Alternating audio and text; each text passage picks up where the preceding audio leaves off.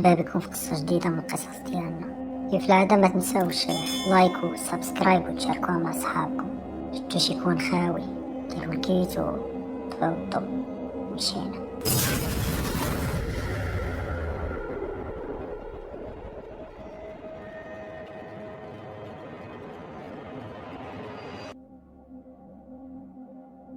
كل شي غادي يبدا مع الوالد. جدي كان راجل اللي قاصح بحكم انه عسكري، كانوا عنده غير البنات، الوالد بوحدو هو اللي راجل. منين شافوه كبر شي شويه وما عنده لا قرايه لا حرفه في يديه، خرجوا من الدار وقال لي سير دبر على راسك. الوالد ديك الساعه كانت عنده تقريبا 17 18 عام ولقى راسو في الزنقه. بطبيعه الحال جده ما كان عندها ما تقول، حيت جدي كان ديكتاتوري وكيتحكم في كل شيء. الوالد ما بقى عنده فين يبات، ولا كيدور غير من قنت لقنت، مره كيمشي عند العائله، مره كيبات غير في الزنقه، حتى غيلاقيه الله بواحد السيد اللي خدام كسال في الحمام. وتماك غيتاكد الوالد من داكشي اللي تابعو من صغرو، وهانتوما غتعرفوا. مشى داك الكسال مع الوالد لعند مول الحمام، بدا كيرغب عليه وكيقول ليه بلي هاد السيد من العائله وراه مسكين جاي من البلاد وراه خاصه خدمه. مول الحمام قال ليه صافي، الا كان من عائلتك وعلى ضمانتك مرحبا به، يخدم معاك حتى هو يكسل الناس. الوالد بدا بديك الخدمه اللي كانت صراحه غريبه عليه، حيت ما كانش متوقع انه يدخل يخدم في الحمام. حط الصاك ديالو مع السيد، قال له حيد حوايجك، ومباشره دخل كيكسل عباد الله. الوالد كان شويه صحيح، داكشي علاش ما كانش كيعيا داغي، وعجب داك السيد مول الحمام وحتى الكسال اللي كان معاه. النهار الاول عطاه تماره ديال بصح، بحال الا كان باغي يجربو، والوالد صبر حيت كان باغي يطلب منه واحد الطلب من بعد. وصل الليل، داك الكسال بدا كيجمع في حوايجو غيمشي في حالاته، وسول الوالد وقال ليه انت فين ساكن، فين غتمشي؟ قال ليه وهادشي اللي بغيت نطلبك، راه ما عنديش فين نبات، واش تقدر تدبر ليا؟ قال ليه ما عندي ما ندير لك ولدي، الصراحه كنت ساكن بوحدي مرحبا بك، ولكن انا عندي مراه وعائله والدار يلا قادانا. بقى كيشوف فيه وقال لي عرفتي شنو، بات هنايا. جاوب الوالد وقال ليه الله يرحم لك الوالدين، واش مول الحمام ما غيساقش الخبار؟ قال لي لا ما كيجيش بزاف، خذ راحتك. نعس الوالد ديك الليله تماك، وبقوت العيا ما دا ما جاب، ما حس بوالو حتى صباح الصباح، وجا داك الكسال كيحل عليه من برا.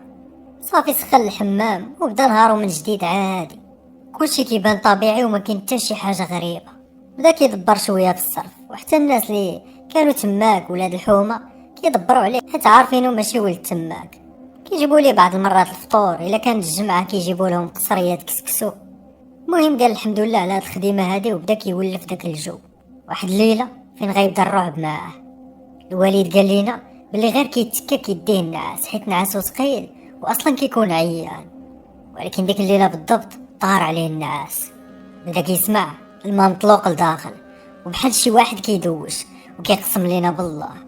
في الاول كيحسب له بلي غير غالط وصافي، ولكن داك الصوت ما بغاش يحبس.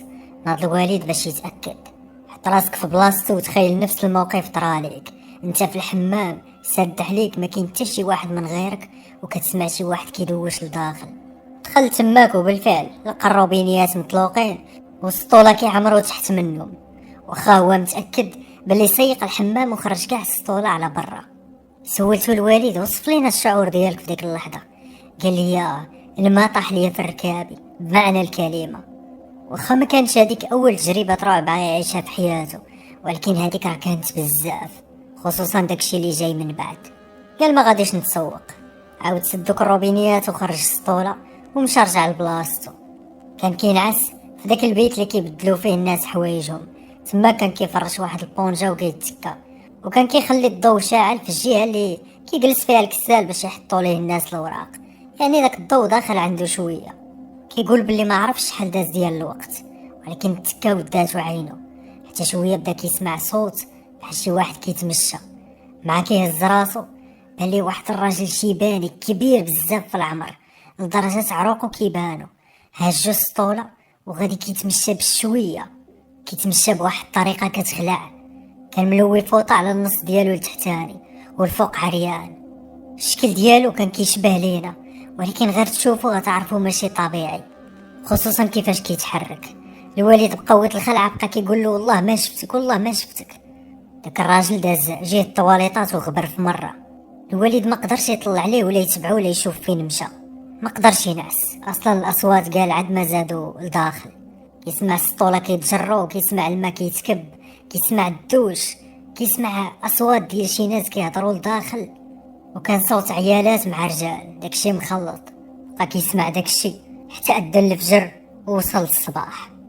ما قدرش ينعس بزاف، حيت ديك الساعه جا الكسال الاخر يلا كيبداو يسخنوا الحمام باش يدخلوا الناس. دابا غنرجع بكم اللور لواحد الفتره كان عاشها الوالد في صغرو. دابا غتفهموا علاش ما قدرش يعاود لداك الكسال شنو وقع عليه. الوالد هو واحد اختو الكبيره كان من ديما تابعهم الجن، وهادشي ماشي جديد عليهم حيت كانوا وارثينو من جدي اللي حتى هو وارثو من باه. كانت بحال شي لعنه تابعه العائله.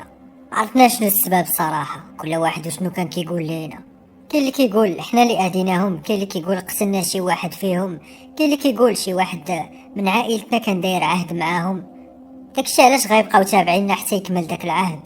المهم هذا هو التفسير الوحيد اللي كان عندنا. هذيك اخت الوالد ولا عمتي كانت خرجت لها جنيه من البير ملي كانت كتسقي الماء. هزوها غير الناس اللي لقاوها طايحه تماك، حيت مورا ما شاف داكشي ما بقاتش قادره تمشى. اما الوالد كيقول بلي بدا مع هادشي منين كانوا عايشين في عروبيه. واحد النهار كان رجع البهايم وسد عليهم في الكوري، يلا بغا يتحرك بحالو حتى كيسمع واحد الصوت غليظ كيعيط عليه. ما قدرش الوالد يدور ولا يتلفت، بقوة ما كان داك الصوت كيخلع ومشى كيجري بحالو، حيت كان متاكد 100% بلي ما كاينش شي واحد من غير البهايم في داك الكوري. مشى شكا على جدي وعاودها ليه، ولكن قال لي راه غير تخيلتي. في الاول ما كانش كيبغي يخلعهم حيت كانوا مازالين صغار. حتى جدي كانت قصته قصه ودوز وقت طويل مع الجن والمواقف المرعبه، ولكن كان متحفظ وما عمره ما عاود لشي واحد.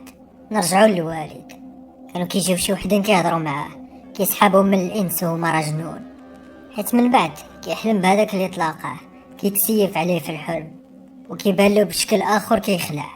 ديك اللعنه كانت محصوره في الوالد وفي عمتي الكبيره، هما اللي هزوا الدقه. كانوا قربوا يحماقوا. تصور انه كينعس في بيته وكيسد عليه، كيفيق كيلقى راسو مجلي في الخلا. دازت عليه واحد الفتره ولا بحال البوهالي، واخا يجيبوا ليه حوايج جداد كيلوحهم ويلبس الحوايج المقطعين. صافي مسكين ما قرا ما شد حتى شي حرفه بسبب داكشي اللي كان كيجيلو، حتى من الجامع منين كان كيديوه ليه كيطيح لهم تماك، وبعض المرات كيهرب. وهنا جدي عرف باللي الجن اللي كان عند الوالد وعند عمتي ماشي مزيان وجن خبيث. حاول انه يدير لهم الرقيه ويعالجهم ولكن بدون فايده. واحد المره الوالد سمح في البهايم ورجع كيجري لعندهم للدار، وما شافوه في ديك الحاله ناضوا لعندو، وجدي كيسولو فين تلفتي البهايم ولد الحرام. قال ليه راه تابعني راه تابعني. سنانو كيتقرقبوا بقوه الخوف والزروقيه طلعات معاه. قالك بلي داز من حداه شي راجل وبدا كيتمشى، ومنين زاد لقدامو شاف بلي عنده رجلين ديال البهايم، وتماك الوالد سمح فيهم ومشى كيجري حتى جابهم ليهم غير واحد الراجل. جدي سولو واش هذا هو الراجل اللي شفتي؟ قال لي لا ماشي هذا. ما حدهم كيكبروا ودوك المواقف كيتزادوا والخبار كتزيد تشيع في الدوار. في الاخر جدي شاف تاعيا وما يجيو للمدينه وسكنوا. طبيعه الحال داكشي مشى معاهم وبقى تابعهم، ولاو كيعيشوا الرعب حتى في الدار اللي سكنوا فيها في مدينه سلا. كانوا بالضبط عايشين لهم في الدروج في الكوزينه وحتى في الطواليت وواحد السده في السطح. عمتي كتقول واحد النهار كانوا تعشاو وناضت باش تغسل الماعن في الليل، حتى كتحس بشي يد جراتها من تحت البوطاجير. غوتات بحر جهده جاو لعندها وهي طاح الجده في يديها. وفي الليل منين عتات وقفات عليها وحده وقالت ليها انا راه ساكنه في المجرى وانتي كتبقاي تخوي عليا الزبل ديالكم. عمتي مسكينه اش غنقول لك، عانات ديال بصح، وداكشي ركب عليها بزاف لدرجه انها بقى بلا زواج حتى لدابا. اللي كيجي داكشي اللي فيها كيجري عليه. ما قدرات لا تخدم لا دير حتى شي حاجه في حياتها، وبحال شويه تخلخلات في عقلها. رجعوا للوالد ورجعوا للحمام. عاودت لك هادشي غير باش تعرف باللي هادشي راه ماشي جديد عليه. ملي جا الكسال ما قدر يقول له الوالد والو. سولو مال وجهك صفر؟ قال لي راه غير ما نعستش البارح مزيان، كانوا شي مشاش هنايا وسطعوني. صافي بداو نهارهم من جديد. الوالد كيقول باللي في النهار ما كترى حتى شي حاجه غريبه، الامور عاديه، ولكن في الليل كيبدا الرعب. راه كيخرج داك الكسال وكيتسد الحمام، كيوصل الليل كيبدا يتسمع داكشي. وصل الليل وعاوتاني بدا داكشي الغريب كيتسمع. الوالد هاد المره كيسمع القباب كيتهزو حتى السقف وكيتخبطوا مع الارض. داك الصوت كيعني بلي صافي راهم تهرسوا، حيت كانوا غاد البلاستيك. ملي كيدخل كيلقاهم مستفين في بلاصتهم. كيدخل لداخل كيولي يسمع اصوات على برا، ملي كيخرج برا كيعاود يسمع اصوات على لداخل. يلا كيغمض عينو شويه كيفيقوه. العاس غيشوف واحد الحلمه غريبه اللي غتقرب تسكت ليه القلب. غيشوف الحمام خدام والناس داخلين خارجين، وفي بلاصه الكسال جالس داك الراجل الشيباني اللي كان شافو في الواقع. دوك الناس اللي كانوا كيدخلوا كانوا كيشبهوا لداك الشيباني بزاف، حتى هما رقاق بواحد الدرجه غريبه وطوال، وكانوا كيهضروا بواحد اللغه ما مفهوماش. واحد منهم جا حتى عند الوالد وهو يصمكو وقال ليه نوض ليا من بلاصتي. الوالد ملي ناض عنقو عواج عليه، نهار كامل وهو كيشكي بيه ومعوجو، واخا داكشي كامل بقى صابر مسكين حيت عارف راسو ما عندوش فين يمشي. من بعد شاف حتى عيا وقال داك الكسال الاخر كلشي. قال لي بلي كنقلب على شي راقي. قال لي علاش بغيتي؟ قال لي راه كنشوف شي حوايج غراب في الحمام. قال لي انا صاحبي 14 عام وانا خدام في هذا الحمام، ما عمري ما لاحظت شي حاجه غريبه. الوليد حشم يقول لي بلي داكشي تابعو من الصغر. لقى ليه واحد الفقيه ولا راقي في الحومه وصيفطو لعندو. مشى عندو الوالد نيت داك النهار، قال ليه بلي عالج بزاف ديال الحالات بحالو، وغادي يعطيه واحد الحجاب يبقى يديرو تحت راسو اللي غيبعدهم عليه. رجع الوالد فرحان ومتفائل من بعد ما خدا داك الحجاب ودارو تحت راسو. كيقسم وكيحلف بالله باللي طيروه ليه من تحت المخده. خبر ليه الاثار وما لقاهش كاع يا ما يقلب. ومني غير جا عند داك الفقيه ولا داك الراقي غيقول ليه الله يرحم لك الوالدين اللي ما عطاني غير بالتيساع، ما تبقاش تجي لعندي. الوالد تماك فهم باللي هدوه وباللي داك خونا ما قدرش عليهم. دوز الوالد تقريبا في داك الحمام شي شهرين، وكيطرى معاه نفس المواقف كل ليله. كيشوف الرعب ديال بصح، مره كيضربوه، مره كيسمع شي اصوات، مره كيجروه من رجليه. من موراها خدا واحد اليومين باش يمشي يشوف عائلته، جدي جده وعماتي، دور معاهم وقال لهم باللي راه عايش مزيان. مشكل انهم كانوا بعاد عليه وما يقدرش يسكن معاهم. بقى عمتي ديك الساعه مازال مريضه وتزاد عليها الحال بزاف، وكانوا كيديوها عند واحد الراقي يديروا لها حصاص، ولكن ما جابت حتى شي نتيجه، ما خلاو بها حتى شي واحد. كانت زوينه بزاف وما شاء الله عليها، ولكن اللي كيشوفها بحال كينفر منها. دازو دوك اليومين ورجع الوالد للحمام، واخا ما كانش باغي يرجع. ناض الوالد في واحد الصباح بكري، جالس مريح قدام الحمام حيت مازال ما جاوش الناس. بالصدفه دايزه من تما واحد المراه، نقولوا عليها مراه حيت غادا طرا معاها واحد الحاجه غريبه. وقفات عليه وقالت له عافاك اخويا، بغيت ندخل الطواليت راني مزيره. قال لها هو الحمام ديال العيالات دخلي له. فعلا ديك السيده غادي تدخل قدام عينيه، والوالد ما تحركش من تماك. بقى جالس تقريبا شي نص ساعه وهي تعطلات وما قدرش يدخل عليها، بدا كيعيط لها غير من على برا، والو ما كتجاوبوش. جا داك الكسال الاخر بقى كيضحك عليه، قال لي اش كدير حدا حمام العيالات؟ قال لي راه واحد المراه دخلات ليا وما بغاتش تخرج. يقول له خونا الاخر ياك ما مشات كدوش. بقاو كيتسناو بجوج بيهم تماك حتى جات الطيابه. مين قالها ليها غوتات عليه وقالت ليه متبقاش تخلي ليا العيالات يدخلوا. دخلات كتقلب عليها وتصور ما لقاتش ليها الاثار. قلبات في الطواليطات في البيوت كاملين في البلاصه اللي كيبدلوا الحوايج، ما لقاتهاش. بحال الوالد كان غير كيكذب. خرجت عنده وقالت ليه الحسين راه ما كاينه حتى شي مرة لداخل. هو كيقول لها راه شفتها بعيني يا فاطمه، راه شفتها بعيني، هضرات معايا ودخلات. واش انا احمق؟ ما تاقوش به. وصافي بداو نهارهم عادي، بداو كيجيو الناس وكيدخلوا للحمام. وديك الواقعه ما بغاتش تحيد له من راسو.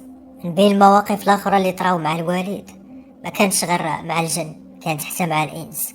واحد المره وهو جالس عاوتاني على برا، جات عنده واحد البنت تقريبا قدو في العمر، تكون عندها شي 18 ولا 19 عام. مدات ليه 200 درهم وكمشاتها له في يديه. قال لها اشنو هادشي، شنو بغيتي يا اختي؟ قالت لي شوف اخويا، بغيت كدير معايا واحد الجميل. هو بقى مستغرب وكيتسناها تكمل. قالت ليه واحد الدري دابا عاد دخل، يلاه شي نص ساعه هكاك. قالت ليه بغيتك عافاك تجيب ليا شي حاجه من حوايجو الموسخين اللي كان لابسهم وحطهم، ولا جبتي ليا كاع الملابس الداخليه ديالو غندور معاك مزيان. الوالد تصدم وعرف بلي القضيه فيها السحور. قال لا لا لا اختي، ما قاد على مشاكل، وانا عاد لقيت هاد الخديمه واللي فيا كافيني. بقات شحال وهي كترغب فيه ولكن ما بغاش، ومشات عند الكسال الاخر، ويمكن على حساب ما قال الوالد بلي وافق. قضى ليها الغرض ودورات معاه، ويعلم الله شنو داروا في داك الدري مسكين. بغيت غير نقول لك هاد القضيه حيت كطرا بزاف في الحماحم. بقى الوالد على نفس الحال حتى جمع شويه الفلوس وخرج باش يكري. كرا غير واحد البيت مع الناس. لقى واحد خونا نيت تماك خدام نجار وكرا هو وياه بيت. وداك خونا النجار اللي سكن معاه غيقول ليه من النهار اللي جيتي لهنايا وانا كنسمع شي اصوات غريبه في الليل. الوالد دار براسو بلي ما مسوقش وما في خبارو والو. واحد النهار فاق الوالد بكري باش يلا يفطر ويتحرك للحمام. ديك الوقيته كان النهار كيطلع معطل بحكم انه كان فصل الشتاء. ناض بغا يخرج للطواليط باش يتوضا حيت كانت على برا وكانت مشروكه مع الجيران. يلا غادي يحل الباب ويخرج حتى كتبان ليه مرا نازله مع الدروج ولابسه كلشي بيض. بقى كيقرا القران وكيقول اعوذ بالله من الشيطان الرجيم ورجع سد الباب. حتى فاق به صاحبه وقال لي راك صدعتينا صاحبي راك كتقرقب بزاف. صافي الوالد شاف حتى عيا واضطر انه يبدل السكنه حيت ما تفاهمش مع داك خونا، وكان خاصو ضروري يسكن بوحديتو حيت حتى شي واحد ما غيفهمو. تماك الوالد غيسكن عند واحد الراجل الله يعمرها دار هو ومراتو. كانوا كيعيطوا عليه غير الحاج في ديك الحومه، وكانوا مربين واحد البنت حيت ما كيولدوش. ديك البنت هي بنت خوه، كان والديها ماتوا وعايشه معاهم. غنحرق لكم المفاجاه وغنقول لكم بلي هذيك هي الوالده ديالي. كانت الدار فيها جوج طبقات، الفوق ساكنين هما والتحت كيكريوها للناس. والوالد بحكم انه كان زوفري ديك الساعه كراولو غير بيت. المهم لقى راحته. من بعد ما غيبقاش خدام في داك الحمام، غادي يدير كروسه وغيولي يبيع في المارشي. داك الحاج اللي كان كاري عنده هو اللي عمر ليه الكروسه وقال ليه خرج تبيع. لقى راحته شويه منين خرج من داك الحمام، واخا كانوا مازالين كيطراو معاه شي مواقف وكيشوف شي حوايج، ولكن على الاقل ماشي بحال قبل. المشكل اللي طرا الوالد في هاد الدار الجديده ان داك الراجل اللي كان ساكن فوقه واللي هو عم الوالده كان حاج، وكان تقريبا كيدير صدقه كل شهر ولا شهرين، يعني كيجيب الطلبه وكيبقاو يقراو القران مجموعين. وتماك الوالد كيتعذب وكيقرب يحماق وكيبقى يزدح راسو مع الحيط. من بعد ما بقاش كيقدر يصبر وكيخرج على برا. ديك الحاج غيكتشف هادشي وغيقول ليها ولدي راه خصك ترقي راسك. قال له هادشي راه عندنا قديم وما يمكنش يتعالج. قال لي كل مرض عنده علاج، صيفطو حتى هو لعند واحد الراقي وخلص ليه كاع المصاريف. ولكن بالرغم من هادشي كامل الوالد كيرتاح واحد الشهر ولا شهرين ماكسيموم وكيرجع عاوتاني ينتكس. هذيك بنتهم اولا الوالده ديالي ولات معجبه بالوالد بحكم انه كان انسان درويش وداخل سوق راسو وكيجيب لهم الامانه ديالهم كامله، يعني الفلوس ما ناقص منها حتى شي حاجه، كيعطيوه رزقه وداكشي اللي بقى كياخدوه. اعترفات بهادشي الام ديالها اولا السيده اللي كانت مربياها، وصافي هضروا مع الوالد وقالوا ليه بلي بغيناك تزوج ببنتنا وما لقاوش احسن منك. تزوجوا على سن صغير تقريبا 20 عام كانت عنده هو وهي كانت عندها 19. داك عمها عطاهم الدار التحتانيه كامله، وتماك الوالده مسكينه غتولي تعاني مع الوالد وداكشي اللي ما كانش فيها غيولي فيها، خصوصا من حملات بيا. كانت فيما كتنعس في الليل كتبدا تقول الوالد بلي شي واحد كيطلع عليهم من الباب. ملي كينوض كيقول لها راه ما كاين والو. كانت حامله وكان خايف عليها، ما كيبغيش يعاود ليها حيت العرفات قصتو كامله تقدر توقع شي حاجه للجاني. ولات كتحس وكتقول لوالديها بلي الدار مسكونه، واللي بدورهم كانوا يا اما كيطلقوا القران اولا كيجيبوا شي واحد يقرا. اللي دخل تماك كيقول لهم راه ما عندهم والو حيت اصلا الوالد ما كيكونش في الدار. نهار كيعرف شي راقي جاي وبلي القران غيتقرا كيخرج، داكشي اللي معاه كيبقى تابعو غير هو. ملي شافوه شد الطريق واستقر في حياته بغا يرجع يصلي ويعمر بيوت الله، بداو كيخربقوا ليه وكيرونوا له في حياته. ولا ديما مدابز في السوق بسبب ولا بدون سبب، وعمرو ما جا القارو فمو حتى ولا كيكمي وكيشرب. وعاد نفر من الوالده ولا كيبغي يبقى بوحدو ويبات بوحدو. شي مرات كيطلع للسطح كاع وكيفرش وكينعس. تزاديت انا وفرحوا بيا بزاف بحال تقول رجعت حيت العلاقه ديالو. ولكن حتى انا خديت حقي من اللعنه. ملي كملت انا شي 5 سنين هكاك كانت الوالده زادت ولدات خويا واختي الصغار.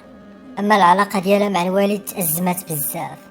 غير باش نقول لك اخويا واحد النقطه، الوالد من الاخر ولا مبلي وترافق مع واحد خونا اللي كيزيدو غير الكوارث خصوصا البيران.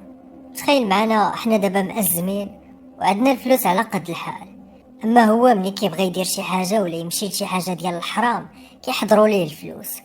كيقسم لي بالله ما كتكون عنده حتى شي ريال في جيبو، حتى كيجيو عنده شي عيالات كيبقاو هما يصرفوا عليه، ولا كيتلاقى بشي صاحب قديم كيقول ليه اجي نخلص عليك، ولا كيلقى الفلوس طايحه. المهم ملي كيكون باغي يدير الحرام كيلقى الفلوس. وتماك وفي دوك البلايص غادي يتعرف على واحد السيده خارجه الطريق وفي نفس الوقت سحاره. كان عجبها الوالد، وملي عرفاتو مزوج وهي تسحر ليه. تخيل معايا ما بقاش كيدخل عندنا نهائيا للدار ولا كيغبر بالسيمانه. داك جدي مسكين هو اللي كان كيصرف علينا، مع عائلة الوالد ما كانوش مسوقين. وقع مع ديك السيدة في الغلط وانا تزوج بها حتى هي وزادها على الوالدة. اللي عرفت هادشي دمرات ومرضات وطلبات الطلاق، ولكن ما بغاش يطلقها.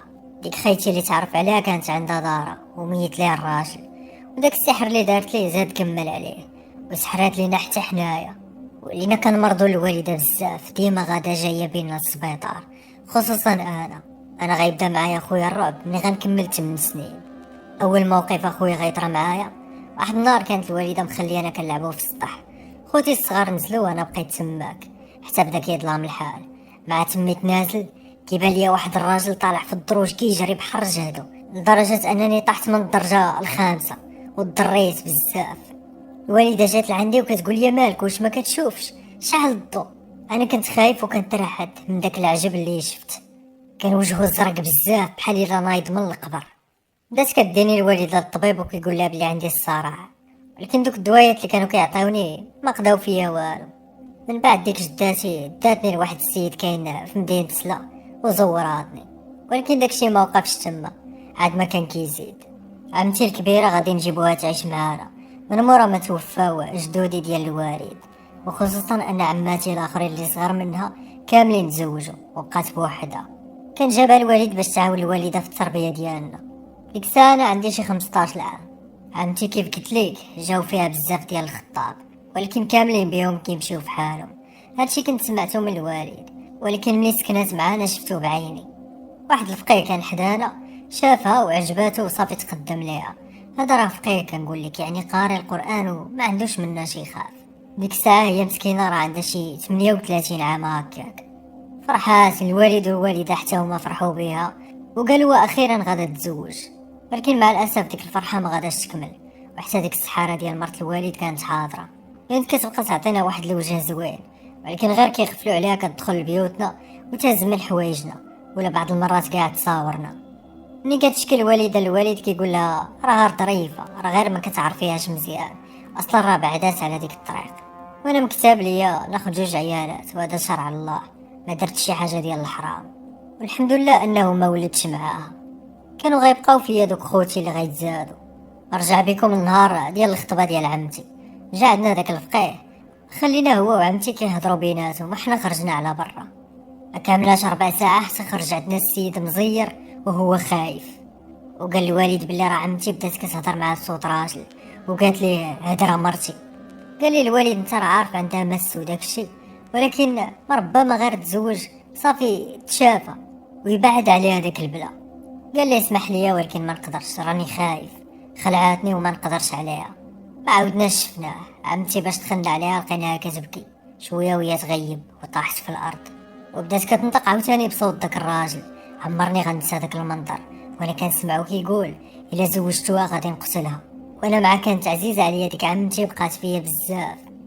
كانوا كيبخروا ليها بالجاوي عاد كتقدر تنوض، ومني كتفيق وكتوعى كتقول لي ما عقلتش شنو وقع. صافي بحال ولات كتقبل داكشي اللي عندها ونسات الامر ديال الزواج. وحاليا راه خدامه في واحد دار العجزه كتقابل الناس الكبار. ودابا غنقول لكم شويه من داكشي اللي كيطرى ليا حتى انا.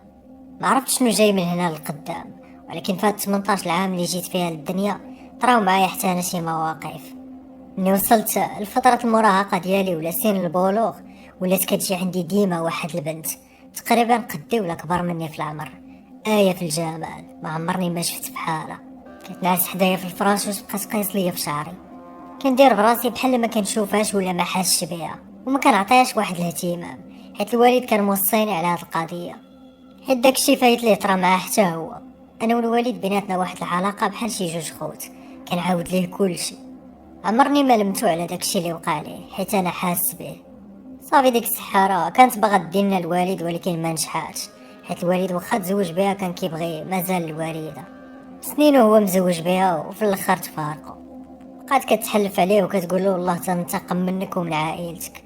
وسبب الفراق كان انه حصلها كتسحر، وتاكد من الهضره اللي كنا كنقولوا ليه.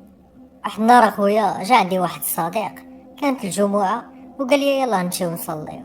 بالفعل توضيت وقلت غادي نتوكل على الله وغنمشي نصلي، حيت طول هاد السنين كامله كانوا كيبعدوني على الصلاه. مشيت جلست كنتسمع الخطبه، يلاه ناضوا الناس باش يقيم الامام الصلاه، يلاه قال الله اكبر، وانا نجر صاحبي وقلت ليه يلا يلا نتحركوا من هنايا. هو استغرب وكاع الناس اللي مورايا واللي قدامي داروا كيشوفوا فيا. اللي ما بغاش يمشي معايا وانا نخرج وخليته. منين سالا جا لعندي وقال لي يا صاحبي شنو هادشي درتي، راه كلشي بقى كيشوف فيك. قلت لي راه غير بطلت الوضوء. قال لي واخا بطلتيه كنتي تمشي توضى وترجع تصلي. قلت لي صافي انا ما عارفش اسمح لي. هذوك الجن اللي معايا كانوا حتى هما باغيين يديوني في طريق الفساد وكتعجبهم ديك الطريق. تصور اخويا اي بنت كنشوف فيها وكتعجبني غير بشوفه وحده مني ليها كتبقى تابعاني وكتعلق بيا، وخا يكونوا كبر مني. ما كنقولش لك هادشي باش نعيق ولا شي حاجه، حيت هادشي اصلا ما كيعيقوش به الناس، ولكن راه حقيقي. دابا تصور عندي 18 عام كنلقى راسي خرجت للطريق، وليت كنشرب وكنكمي وخايف لا نمشي في طريق الوالد ونولي حتى انا نبلي. ما كرهتش نتعالج من هادشي اللي فيا ونكون انسان طبيعي، لدرجه بعض المرات كنفكر انني ما نولدش الولاد باش ما يتعذبوش بحالي وبحال الوالد وبحال جدي. تخيل معايا حتى النعاس ديالك ما كترتاحش فيه، ديما كنحلم براسي معاهم طايرين بيا كيهضروا معايا، كيبقاو يعمروا ليا راسي وكيوسوسوا ليا شنو خصني ندير. ملي كنشوف الناس اللي قدي كيهضروا على هذا العالم ولا كنسمع القصص اللي كتحط نتايا وكنشوف شي وحدين باغيين يحضروا كنستغرب، كنقول ربي عاطيهم حياه هادئه وترونكي، علاش باغيين يجبدوا على راسهم الصداع. تصور اخويا الا صليت غير نهار ولا مثلا شديت الطريق شي 3 ايام ولا سيمانه كيخرجوها مني، كنولي نعاني ديال بصح وكنمرض شي مرض خايب. خوتي الصغار الحمد لله ما قاسم والو، داكشي كامل تكب عليا غير انا، ولكن واخا هكاك ماشي بحال الوالد. كيف ما قلت لك الله اعلم شنو جاي، يمكن حيت باقي صغير وباقي ما خرجتش وباقي ما جلتش في الدنيا، اما هو كان مضطر انه يخرج في سن صغير ويخدم ويعيش بوحده. ومؤخرا اخويا غير قبل من هاد الزلزال الله يحفظنا ويحفظكم كان وقف عليا واحد الراجل في الليل وانا ناعس. تصور منين شفتو تشللت مبقيتش قادر نتحرك، بدا كيرسم ليا في الحيط وكيوريني شي رموز وطلاسيم في شكل وبحال الا كان باغيني نطبقهم. ملي فقت الصباح بقيت عاقل على داكشي، وفيما كندور وجهي كيبانوا ليا. ملي عاودت الوالد قال لي عافاك ما تبقاش تسوق، راهما باغيين يجروك لعندهم. في الاول ما نكذبش عليك الوالد ما كانش باغيني نعاود هاد القصه هادي حيت باقي كنعاني لحد الساعه، ولكن كيقولك واحد المثل الا خويتي قلبك كترتاح وكتفاجأ. ربما غير الدعوات ديال هاد الناس اللي غيسمعوا القصه، ربما غير التحدي ديالي ليهم انني ما كنخافش منهم وانني غنعاود، هادشي يقدر يخليهم يبعدوا عليا، وممكن يطرى العكس وعاد يزيدوا يجعروا. المهم في كلتا الحالتين حياة في يد الله. وكانت هذه قصتي اخويا وقصة الوالد حتى هو، وكنتمنى انك تشاركها مع الناس في اقرب وقت. وكنشكرك بزاف على هاد القناة اللي كتبارطاجي فيها قصص اللي بصراحة كيكونوا عبر بالنسبة لينا. خوت كانت هذه قصتنا ديال اليوم. كيف العادة اللي عنده شي قصة بحال هادي يقدر يخليها ليا في انستغرام. كنشكرو الاخ والاب ديالو على الموافقة باش نشارك القصة، وعافاكم اللي بغاو يصيفطوا لي القصص ديالهم يا اما يصيفطوها اوديوات ولا كتابة. اما بالنسبه للاتصال مع الاسف ما كنقدرش نبقى عاقل على كاع الاحداث. هذا ما كان الخوت، كنشكركم بزاف، نتلاقاو في القصه الجايه وكنقول لكم تهلاو في راسكم والسلام عليكم.